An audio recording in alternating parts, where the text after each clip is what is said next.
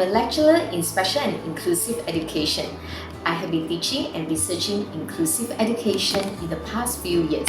However, it is only until this capacity building workshop that I realized I could see inclusion from a new lens, a more global lens.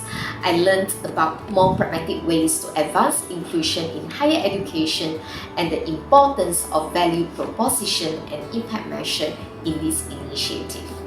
The capacity building workshop contributes to my academic teaching by alerting me to the opportunity we have in the current time to make the most of digitally enhanced learning so we can bring internationalization into our universities for all our students and teachers to experience.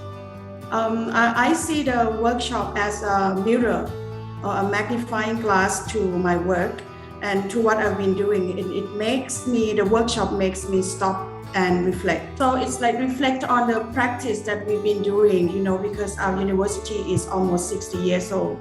And we kind of stop and think. Personally, I stop and think and look back to what we've done and rooms for what we need to do going forward.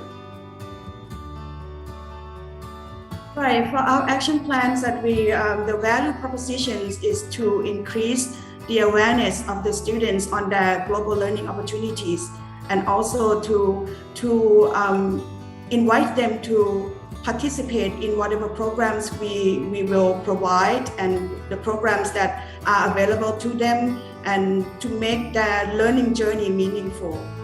My action plan aims to build an online peer-to-peer teacher network focused on implementing sustainable development goals into existing curricula as a way to upskill older teachers across different disciplines who may have missed out on professional development opportunities in the digital learning space.